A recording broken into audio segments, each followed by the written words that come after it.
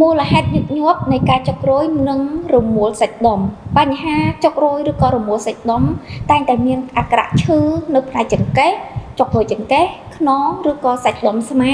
ឬក៏សាច់ដុំជើងហើយកាត់ឡើងចំពោះមនុស្សដែលស្ទើរតែគ្រប់វ័យតែបើសិនជាយើងកើតមានតែងតែផ្ដល់ផលរំខានជាច្រើនការដើរការដេកការឈរអង្គុយឬក៏ការប្រកបការងារមួយចំនួនដូច្នេះបញ្ហាចុករោយឬក៏រមួលសាច់ដុំនេះវាតែងតែផ្ដល់រំខានជាច្រើនហើយក៏វាមានមូលហេតុជាច្រើនដែលយើងគួរតែដឹងផងដែរបើសិនជាយើងបានដឹងអំពីមូលហេតុនៃការកកើតយើងក៏បានដឹងនៅពីវិធីនៃការការពារឬក៏ការថែទាំសុខភាពឲ្យជៀសផុតពីបញ្ហានេះផងដែរចំពោះមូលហេតុនៃការចុករោយឬក៏រមួលទៅនឹងសាច់ដុំនេះមានមូលហេតុជាច្រើនទី1ដោយសារតែការលេងកីឡាទី2ដោយសារតែការរដួលឬក៏ការរបួសទៅនឹងសាច់ដុំឬក៏រមួលទៅនឹងឆ្អឹងកងសម្រាប់ទី3គឺមានជំហរខុសទំនងបានន័យថាពេលខ្លះយើងឈរខុសទម្រង់ដែលសកត់ទៅលើសាច់ដុំណាមួយដែលយើងអត់បានប្រុងប្រយ័ត្នក៏ធ្វើយើងមានបញ្ហារមួលឬក៏ចុករោយទៅនឹងសាច់ដុំនេះផងដែរ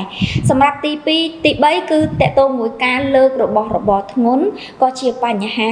សម្រាប់ចំណុចបន្ទាប់គឺដោយសារតែការធ្វើចលនាទាំងបង្ខំយើងធ្វើការងារឬក៏ធ្វើចលនាមួយគឺយើងធ្វើបង្ខំអត់តាមសម្រួលឬក៏អត់ប្រុងប្រៀបសម្រួលសាច់ដុំមុននឹងធ្វើចលនាទាំងនោះឧទាហរណ៍ដូចពេលដែលយើងទៅហាត់ប្រាណមុននឹងការលើកដុំដែកឬក៏ហាត់ប្រាណបែបធ្ងន់គឺយើងត្រូវការសម្រួលសាច់ដុំជាមុនដូច្នេះមូលហេតុទាំងនេះក៏ជាមូលហេតុចម្បងដែលធ្វើឲ្យយើងមានបញ្ហាចុករមួលឬក៏បញ្ហាឈឺតាមសាច់ដុំចង្កេះខ្នងដោយអត់ដឹងពីមូលហេតុផងដែរបើសិនជាបងប្អូនមានបញ្ហាទាំងអស់នេះគួរតែជៀសវាងទី1ឈរត្រូវតែកុំសកត់តែជើងមួយបានន័យថាយើងត្រូវតែប្រុងប្រៀបបើសិនជាលើករបស់របរអីមួយកុំបង្ខំយើងធ្វើតាមសម្រួល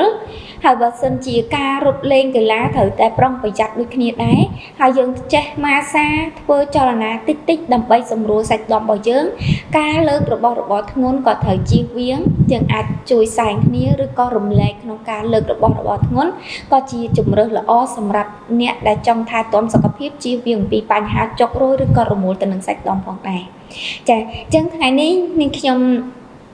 ឆ្លៀតពេលចង់ណែនាំទៅកាន់បងប្អូនដែលមានបញ្ហារោគសន្លាក់ដូចជាការចុករោយរមួលតាមសាច់ដុំឈឺតាមសន្លាក់រលាកផ្ទៃសន្លាក់ឡើងក្រហមឡើងពកឡើងដុំនៅតាមផ្ទៃសន្លាក់អាចជ្រើសរើសជាមួយនឹងផលិតផល VHOPE ក្នុងការថែទាំសុខភាពឬក៏